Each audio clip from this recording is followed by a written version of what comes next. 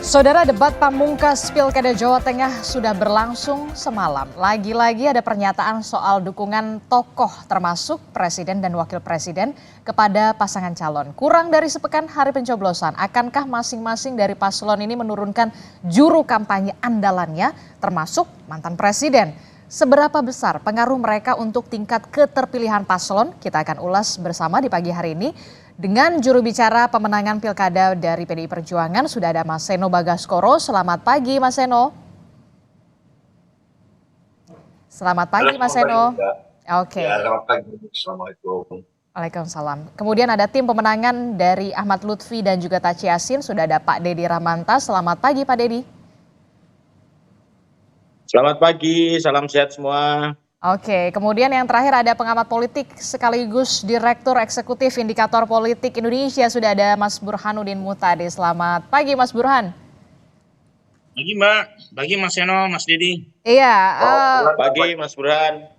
Pak Dedi. Oke, ini menarik sekali ya karena semalam kita sudah melihat bagaimana penampilan terakhir baik dari paslon 1 dan juga paslon 2 di debat Pilkada Jawa Tengah. Ini mengusung tema membangun sosial budaya, pendidikan, kesehatan, dan perlindungan untuk masyarakat yang sejahtera dan toleran.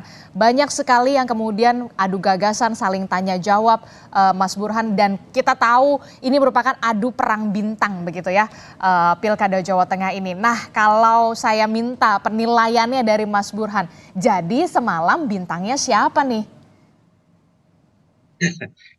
Terus terang di antara debat calon gubernur, terutama di provinsi dengan jumlah populasi padat, Jawa Tengah yang tone debatnya itu relatif paling adem. Dan itu diakui oleh kedua calon gubernur, bahwa perdebatannya itu menampilkan suasana persahabatan. Jadi relatif anyep kalau istilah orang Jawa Tengah. Kurang greget apa gimana ya, Mas Burhan? Jadi sepertinya ada kesadaran dari kedua calon gubernur untuk tidak memanaskan situasi minimal di ruang publik. Apalagi kita tahu keduanya berasal dari latar belakang TNI dan polisi. Jadi ada kekhawatiran kalau suasana panas itu ditampilkan langsung oleh kedua jenderal di atas panggung, itu akan memanaskan tensi persaingan, termasuk juga memicu, ya ini kekhawatiran, sah-sah saja, memicu situasi panas antara TNI dan Polri. Dan itu yang kemudian ditampilkan dalam beberapa debat supaya tidak terlihat memicu persaingan yang panas antar aparat keamanan dan membuat suasana debat menjadi kurang greget ya. Dibanding misalnya, coba bandingkan Sumut, itu kan luar biasa itu, debat calon gubernur Sumut.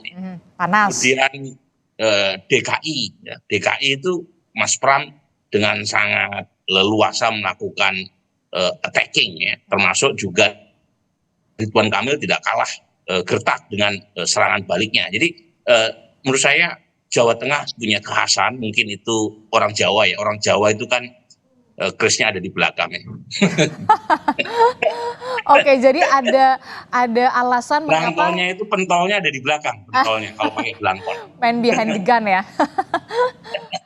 Oke, menarik sekali tentu kalau Mas Burhan mengatakan ada alasannya kenapa bisa dikatakan debat pamungkas ini justru berlangsung anyep begitu ya, menampilkan nuansa persahabatan dan juga kekeluargaan. Tadi alasannya sudah diungkapkan. Tapi yang kemudian menjadi pertanyaan saya adalah dari Pak Dedi. Pak Dedi, ini kan Pak Lutfi hampir di setiap closing statement ataupun visi misi, dan terakhir kemarin Pak Lutfi ini dalam closing statementnya tetap menyinggung soal rasa terima kasihnya sudah mendapatkan dukungan dari Pak Prabowo dan juga Pak Jokowi. Ini memang jadi upaya dan juga strategi terakhir begitu ya untuk kemudian menggrab pemilih warga Jawa Tengah untuk ada tokoh Jokowi dan juga Pak Prabowo di sana. Ini menjadi upaya terakhir. Sebenarnya juga bukan upaya terakhir, itu lebih kepada sikap menghormati pada para pimpinan, kepada para tokoh-tokoh yang juga sudah berjasa membangun Republik, membangun Jawa Tengah. Jadi beliau mendapatkan endorsement, mendapatkan dukungan langsung dari Pak Prabowo sebagai Ketua Umum Gerindra dan juga sebagai Presiden, dan beliau Pak Jokowi sebagai mantan Presiden, tentu ini adalah sikap yang menunjukkan bahwa Pak Lutfi, Pak Yasin itu sangat menghormati beliau-beliau, dan juga dalam kacamata election beliau-beliau juga punya peranan yang penting di dalam kampanye pemenangan presiden kemarin, sehingga beliau-beliau juga punya pendukung, punya masa fanati yang kalau beliau-beliau mendukung tentunya ini juga berefek terhadap elektabilitas Pak Lutfi dan Pak Yasin, kira-kira begitu. Jadi kembali ke sama seperti pernyataan Mas Burhan, orang Jawa kan kalibrasinya kan nggak hanya rasio dan kemudian indera saja kan, tapi kalibrasinya juga soal rasa. Jadi begitu dikalibrasi soal rasa, saya kira bukan perdebatan panas yang penting, tetapi bagaimana kemudian menjangkau rasa itu, diendapkan dan kemudian diinternalisasi, dan kemudian nanti akan ditentukan mana dari sisi rasio, indera, pendekatan, dan kemudian dari sisi rasa itu cocok. Saya kira apa yang dikemukakan oleh Mas Lutfi dan Gus Yassin tadi sebagai satu ungkapan bahwa orang Jawa itu ya pasti berbalas budi itu penting dalam semua aspek. Tapi kalau ada yang mengatakan begini, Pak Lutfi harus mengatakan harus ada dukungan dari Pak Prabowo dan juga Pak Jokowi ini karena memang kita tahu faktanya antara pasangan 01 dan juga 02, Andika dan juga Pak Lutfi ini bedanya tipis. Itulah kemudian mengapa Pak Lutfi ini harus kemudian mengungkapkan kembali bahwa ada dukungan dari Pak Jokowi dan Pak Prabowo. Jawaban Anda? Ya, banyak rumus politik juga sering disampaikan Mas Burhan, kan sehari sebelum pemilu itu bisa mengubah keadaan apapun gitu loh. Jadi meskipun survei beberapa minggu yang lalu jaraknya masih sama, bukan berarti hasilnya kemudian dipastikan akan sama dengan survei.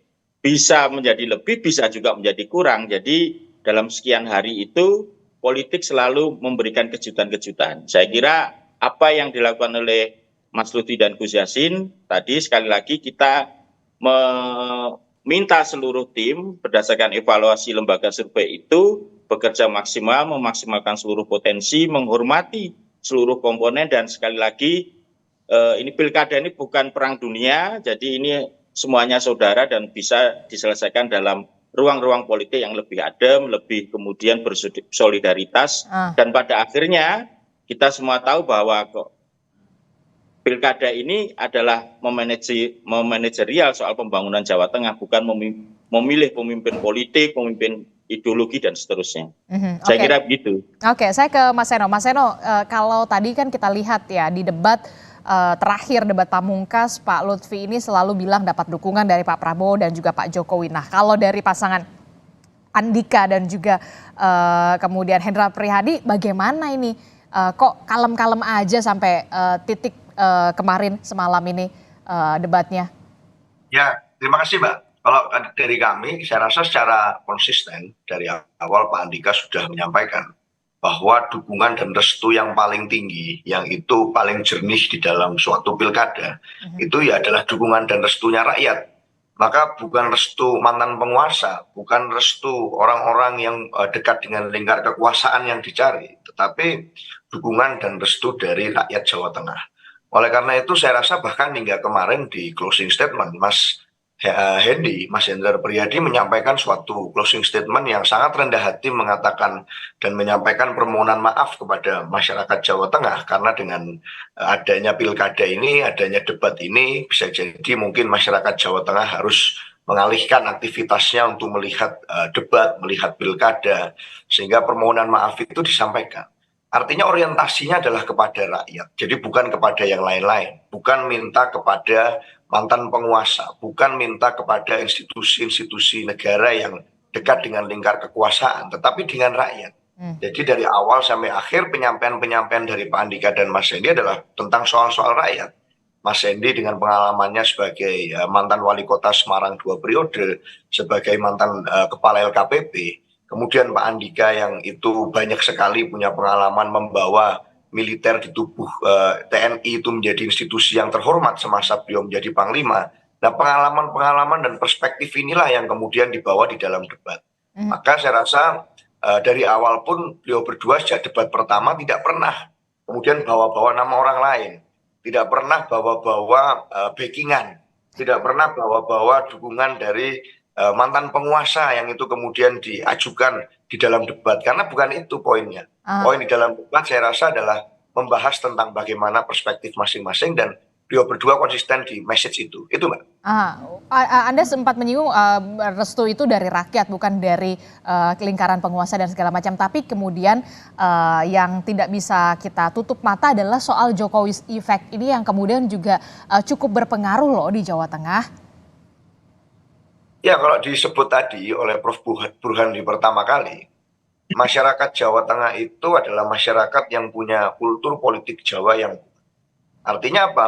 Variabel ukurnya bukan hanya baik buruk atau benar salah, tetapi ada juga persoalan etika dan kultur Jawani atau tidak Jawani. Nah, kalau kita melihat perbincangan publik sekarang, bicara tentang Pilkada Jawa Tengah, apa yang ditampilkan oleh kemudian Pak Jokowi itu memantik perspektif yang beragam loh. Salah satunya ini etikanya Jawani apa enggak sih sebenarnya seorang mantan presiden yang kemudian sudah mengatakan akan berhenti kemudian cawe-cawe dalam proses politik, setelah punah akan berhenti kemudian ikut serta ngurusin politik, akan pulang kembali ke Solo, tapi malah ikut serta di dalam mendukung dengan sangat aktif di dalam kampanye sebagai juru kampanye, kemudian berbagai spekulasi mengatakan bahwa beliau berperan dalam meminta presiden untuk membuat video untuk mendukung pasangan calon tertentu, Pak Komjen Polisi Lutfi dan Gus Yassin. Maka perbincangan di publik menjadi sangat banyak, dan itu orang semakin mendiskusikan ini etikanya sebenarnya apakah pantas atau tidak sih seorang mantan presiden melakukan hal seperti ini, yang harusnya kemudian menjadi guru bangsa, menjadi teladan, menjadi negarawan, tapi malah masih ikut serta dalam pilkada yang ini levelnya di bawah beliau sebagai presiden. Kan kalau gubernur ini kan secara politik hierarkinya di bawah presiden. Nah, kenapa harus melakukan hal ini? Itu perbincangan itu sekarang sangat banyak muncul di publik, dan untuk kultur Jawa yang ini seringkali tidak straight to the point, seringkali ini dengan simbol-simbol, dengan kode-kode. Banyak orang merasa ini Jawani atau enggak Jawani sih seperti. Nah, ini yang menarik ini muncul di ruang publik. Itu Mbak. Silahkan dijawab Mas Dedi, gimana nih soal antara legalitas versus etika lah ibaratnya. Jawani atau Jawani? Itu apa yang dikatakan Mas Aryo, saya kira itu tafsir ya. Pertama, Pak Jokowi itu warga sipil. Dalam tradisi politik kita, ya siapa aja warga sipil boleh terlibat, dan itu baik dari sisi politik. Memaksimalkan warga sipil mengajak orang untuk memikirkan wilayahnya dan memikirkan republik, ya itu bagian dari justru amanat undang-undang kita supaya warga sipil juga kemudian terlibat dalam hal-hal untuk perbaikan republik. Kemudian kalau soal Jawani dan tidak Jawani itu kan soal rasa yang dikalibrasi oleh Mas Aryo tidak baik, tapi kan kalibrasi yang lain berbeda. Sekali lagi itu tafsir.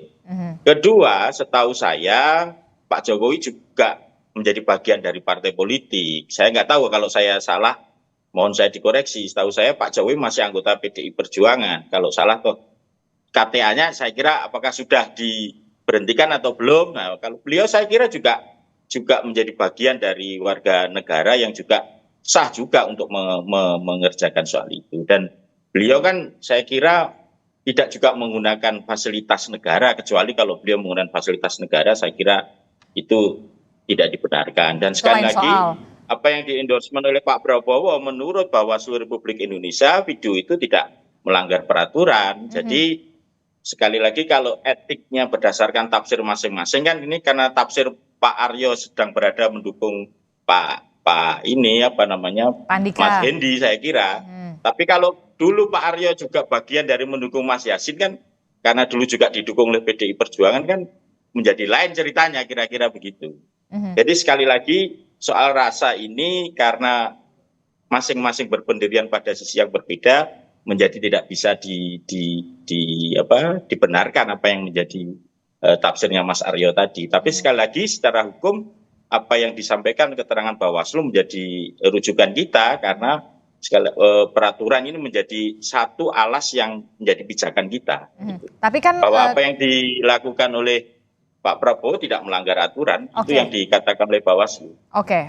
Kalau kita merujuk Bawaslu, memang sudah jelas Bawaslu mengatakan memang sudah tidak ada pelanggaran apapun yang dilakukan oleh Pak Prabowo atas video tersebut. Tapi yang kemudian menjadi pertanyaan dari Mas Seno adalah Pak Jokowi kan pernah bilang pada saat setelah purna tugas ingin kembali ke Solo menjadi rakyat biasa. Bukan tidak ada singgung soal mengkampanyekan salah satu paslon atau segala macam. Bagaimana jawaban Anda? Saya kira begitu Pak Jokowi dimintain tolong dan beliau juga membantu, saya kira kan nggak ada yang salah. Bisa jadi kita bertetangga, dimintain tolong tetangga, mendukung sesuatu ya itu wajar-wajar saja karena ada pertimbangan-pertimbangan masa depan dan juga kebangsaan yang beliau saya kira pikirkan. Dan sekali lagi apa yang beliau lakukan itu bagian dari justru peran warga sipil untuk mendorong semua itu ikut terlibat dalam politik, dalam pengertian tidak apolitis warga itu. Kan itu yang justru kita inginkan dari demokrasi ini, kan warga nggak apolitis. Gitu. Jadi kalau kemudian mendorong bahwa karena dia bukan pengurus partai jangan ikutan politik, saya kira persepsi yang salah. Karena justru bagian dari pendidikan politik kita di dalam demokrasi kita, warga itu nggak boleh apolitis.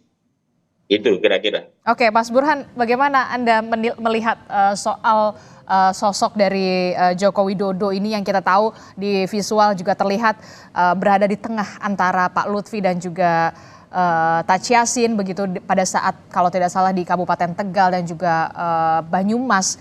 Kemudian ini sebenarnya antara legalitas dan juga versus etika. Nah, bagaimana penjelasan Anda soal ini, Mas Burhan? Ya, saya coba melepaskan diri ya dari perdebatan masing-masing sudut politik ya. Apakah fatsun politik yang dikedepankan seperti argumen Mas Seno ataukah argumen legalitas seperti yang ditiupkan oleh Mas Dedi. Masing-masing punya justifikasi ya. Dan sah-sah saja karena berada dalam dua kubu yang berbeda. Tapi kalau tinjauannya normatif, harapan yang pertama jangan sampai keterlibatan Pak Jokowi meskipun beliau mantan presiden itu membuat playing field menjadi tidak rata. Itu dulu itu yang paling krusial ya. Jadi kita harus meratakan lapangan permainan sehingga siapapun yang tidak punya akses terhadap kekuasaan itu tetap merasa diperlakukan adil. Kalaupun toh akhirnya kalah ya dalam pertandingan elektoral. Nah yang kedua ini. Secara elektoral, ya data menunjukkan semua survei bahwa efek Jokowi itu masih matters. Survei indikator, survei Litbang Kompas, itu clear datanya. Dan di antara semua wilayah yang paling kuat magnitude elektoral Pak Jokowi, Jawa Tengah memang. Kedua Jawa Timur. Jadi kalau kita lihat misalnya approval rating Pak Jokowi waktu menjabat itu yang paling tinggi Jawa Tengah. Pernah sampai 90%. Hanya kalah oleh NTT. NTT 95%. Dan distribusinya tidak normal untuk kasus NTT. Tetapi lagi-lagi NTT kan populasinya tidak sebesar Jawa Tengah. Jadi pada titik itu kalau pertimbangannya adalah elektoral, ya saya termasuk orang yang tidak kaget kalau misalnya Pak Lutfi berkali-kali ya mencoba mengasosiasikan secara eksplisit dengan Pak Jokowi dalam acara debat, dalam acara kampanye.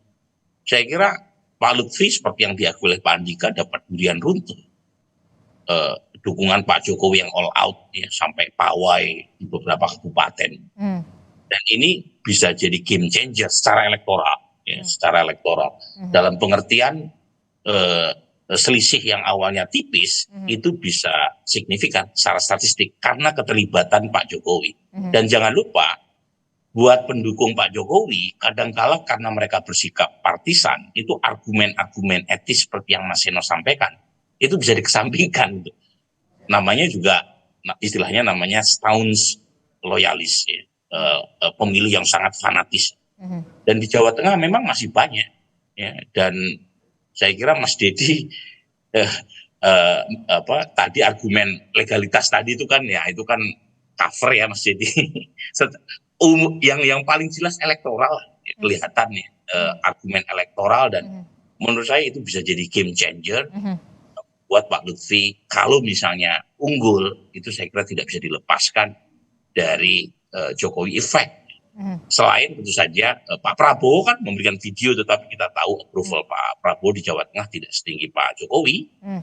Tapi lagi-lagi dapat dukungan presiden yang sedang berkuasa, kemudian dapat dukungan mantan presiden yang populer, tentu jadi semacam comparative advantage ya buat Pak Lutfi, dan itu diakui sendiri oleh Pak Andika.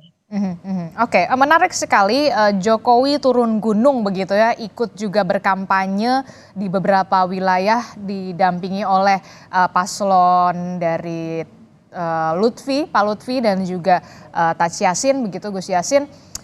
Ini menjadi game changers begitu ya untuk bisa memenangi pertaruhan terakhir di tanggal 27. Lalu kemudian yang kita bisa tarik lagi pertanyaannya adalah soal oke lah kita lihat approval rating dari Jokowi effect ini paling tinggi magnitudenya tadi Anda sebutkan adalah di Jawa Tengah begitu ya.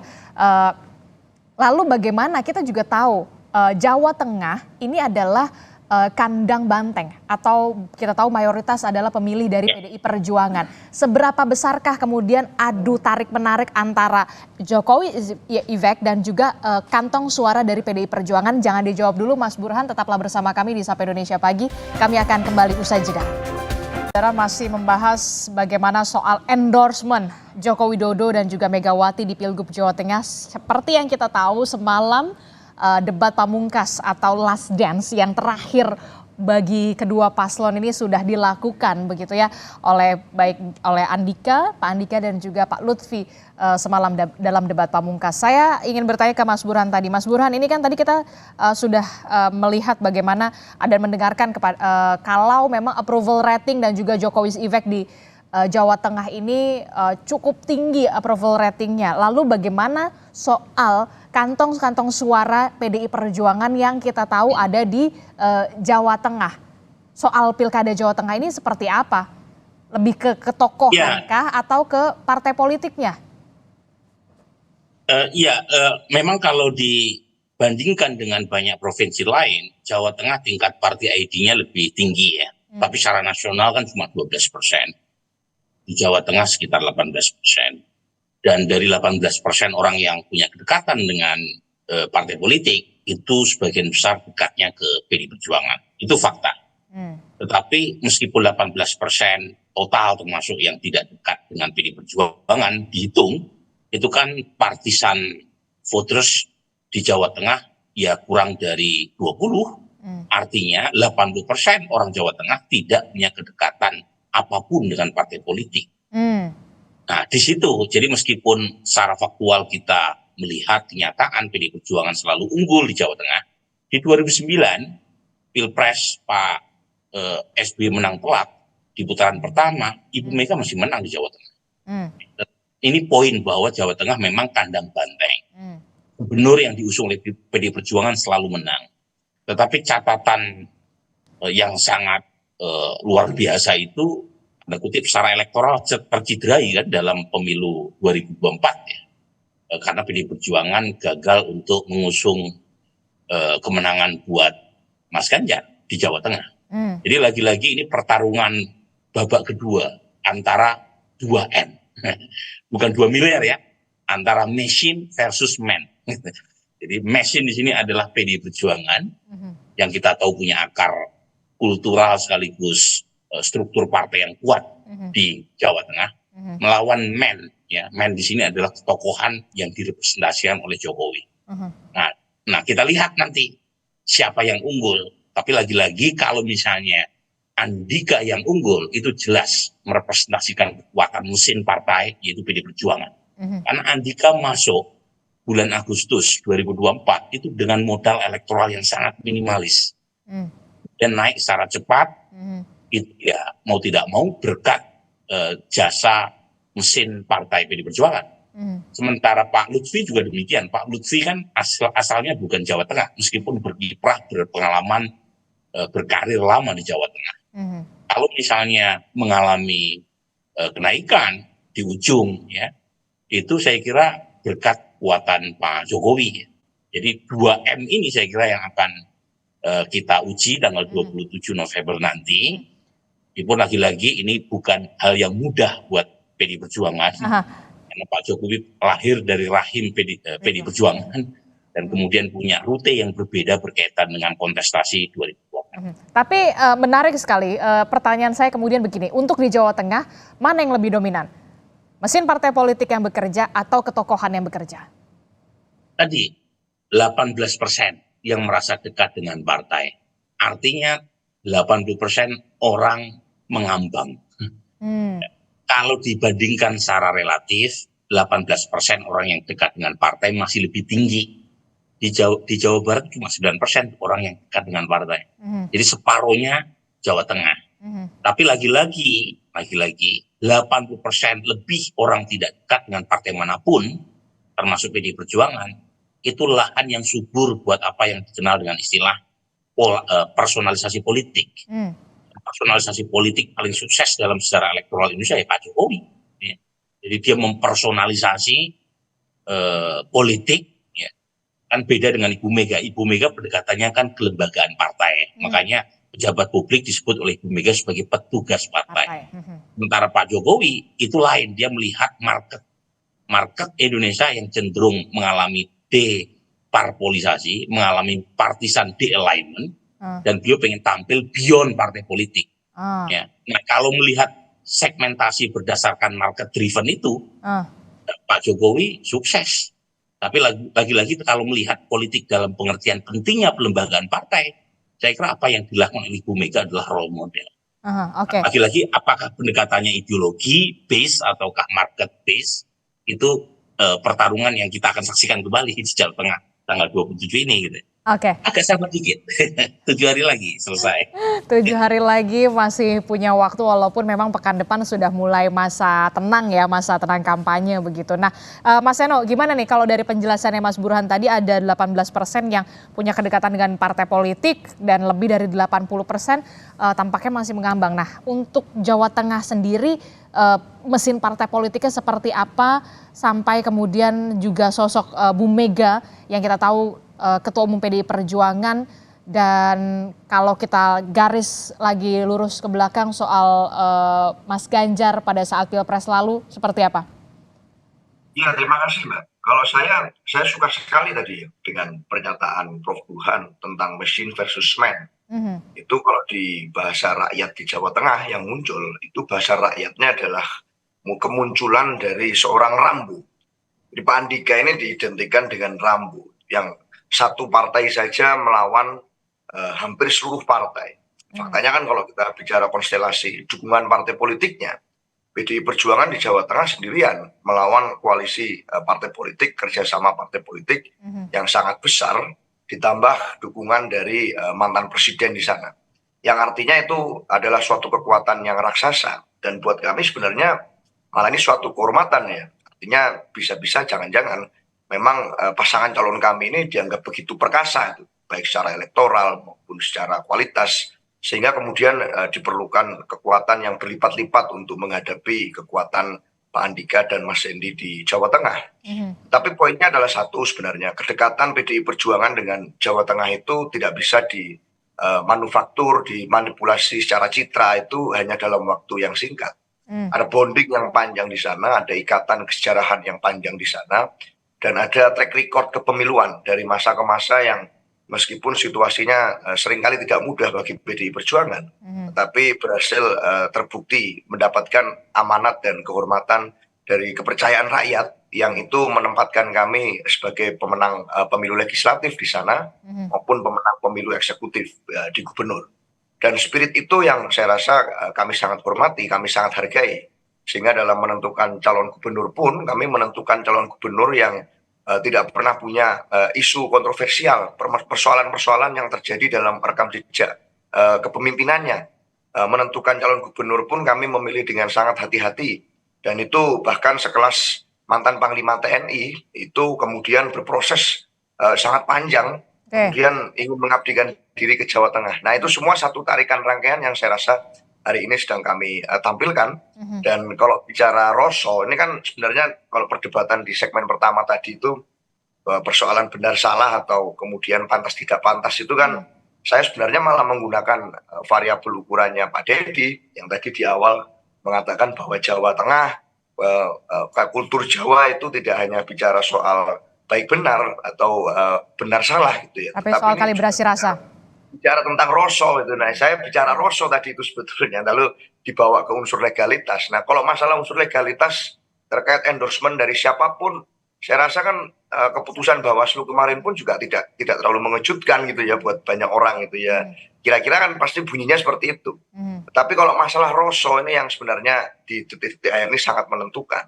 Bagaimana kemudian seorang mantan penguasa Pak Jokowi ini yang dulu pernah bicara betul gitu ya tentang bahwa selesai akan pensiun, akan purna menjadi rakyat biasa pulang ke Solo.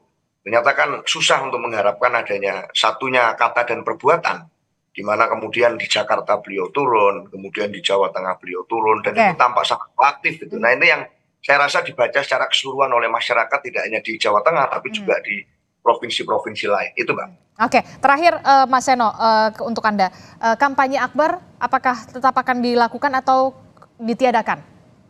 Ya bisa jadi lebih banyak untuk mendekat ke masyarakat melalui gerakan yang datang dari hati ke hati, dari pintu ke pintu, mengetuk pintu rakyat. Ya. Artinya masifnya akan pergerakan door to door akan terus belusukan. Sehingga ya itu yang pola-pola seperti itu yang menjadi ciri khas dari PDI Perjuangan, itu yang saya rasa akan diintensifkan di hari terakhir. Oke, terakhir saya ke Pak Deddy. Pak Deddy, bagaimana? Ini kan kalau kita lihat amunisi dari Pak Lutfi dan juga Taci Yassin ini begitu besar dengan didukung partai politik di belakangnya, termasuk juga endorsement dari Pak Prabowo dan juga Pak Jokowi. Kampanye akbar, apakah nanti akan dihadiri oleh Pak Jokowi atau mungkin Pak Prabowo? Silahkan. Ya, tentu saja sama-sama tahu kan kita pilkada bukan tidak mutlak pertarungan partai vs partai, meskipun ada gambar partai di surat suara ya. Tetapi ini lebih kepada soal tokoh. Dan agenda kita di tanggal 23 saya kira nggak ada lagi kampanye akbar, sepertinya doa bersama, dan ini lebih banyak kemudian merangkai seluruh pekerjaan-pekerjaan dilakukan monitoring evaluasi untuk dilakukan upaya-upaya pemantapan. Saya kira pertanyaannya teman-teman tadi bagaimana soal kekuatan partai, sekali lagi betul koalisi partai kita besar, tapi itu kan dapat dilihat juga komposisi perolehan kursi di DPRD Provinsi Jawa Tengah. PDIP besar perolehannya. Jadi bukan kemudian hitungannya secara nasional ya, tapi ini soal Provinsi Jawa Tengah. Besar PDI perolehannya dan mesin partainya baik saya kira. Dan itu menjadi seperti yang Mas Burhan bilang, ya itu jadi contoh untuk pembangunan partai ID. Tetapi sama-sama kita punya problem nasional bahwa partai ID kita makin pemilu ke pemilu bukan mengalami kenaikan, tapi mengalami penurunan, dan itu problem demokrasi kita. Nah, tentu kita menyadari betul kelebihan-kelebihan PDI Perjuangan, tetapi kita juga meyakini bahwa ini bukan pertarungan partai, sekali lagi ini pertarungan tokoh, dan ini bukan juga pertarungan ideologi juga, bukan. Ini soal pemilu kepala daerah yang secara spesifik namanya gubernur, yang mana itu juga kewenangannya beda dengan kabupaten kota, dan gubernur juga bagian dari nanti pemerintah pusat berdasarkan PP 33 itu. Sehingga kita ingin mengajak semuanya itu untuk melihat pemilu itu pesta biasa saja, nggak perlu harus tegang, karena toh 5 tahun lagi juga ada yang begini-begini. Ada pilkada lagi ya? Iya. Oke, gitu terakhir Mas Burhan, apa yang ingin Anda sampaikan? Apalagi ini sebentar lagi ada ya kampanye akbar lah ya. Seberapa besar pengaruhnya ketika nanti ada tokoh yang hadir, katakanlah Pak Jokowi atau Pak Prabowo mungkin, apalagi untuk pilkada Jawa Tengah, Mas Burhan? Ya memang di antara daerah yang sangat kompetitif, merefleksikan kompetisi antara Kinplus dengan PD Perjuangan, antara Jawa Tengah dan DKI Jakarta. Dan saya berharap ya playing field yang rata tadi itu berlaku buat siapapun. Karena setiap partai kan kadang ada di dalam kekuasaan, kadang ada di luar kekuasaan. Dan untuk memastikan bahwa demokrasi berjalan secara baik, siapapun yang berada di luar kekuasaan itu harus mendapatkan akses yang sama, kesempatan yang sama, ya, untuk menang. Ya. Kalau misalnya diperlakukan sama, saya kira kalaupun toh kalah tidak akan menolak hasilnya. Itu yang paling utama. Jadi playing field yang rata, sehingga siapapun merasa diperlakukan adil. Itu yang pertama. Yang kedua ini yang penting juga, toleransi politik uang di Jawa Tengah itu salah satu yang paling tinggi. Ya, jadi saya berharap betul, karena perlu waktu untuk melakukan perbaikan pada sisi demand side, pemilih di Jawa Tengah 44%, itu kelas menengah bawah, hanya lulus SD atau bahkan tidak sekolah. Jadi cara yang paling mudah untuk melakukan reform itu pada sisi elitnya. Jadi para kontestan, baik dari tim Pak Andika maupun Pak Lutfi, itu kalau bisa ya, itu jangan memakai pendekatan transaksional untuk mencapai tujuan, karena selain tidak mendidik, itu juga akan menimbulkan luka yang akan merugikan para pemain politik itu sendiri. Karena tidak mudah membenahi masyarakat yang klientelistik tadi, dan kalau misalnya menang sekalipun, ke depan juga akan membuat masyarakat tadi terbiasa dengan cara-cara seperti itu. Jadi itu dua saran saya ya, mungkin normatif, tetapi kadang-kadang kita perlu ya pendekatan normatif selain pendekatan yang sifatnya empirik. Oke, baik. Terima kasih Mas Burhan untuk analisanya dan juga perspektifnya. Tentu kita akan menunggu bagaimana nanti pertarungan yang sebenarnya pada tanggal 27 November 2024, 6 hari lagi. Terima kasih Mas Burhan telah bergabung bersama kami. Mas Seno, Pak Dedi, terima kasih. Selamat pagi Bapak-Bapak. Sehat selalu. Terima kasih. Pagi. Assalamualaikum. Yuk semuanya yuk.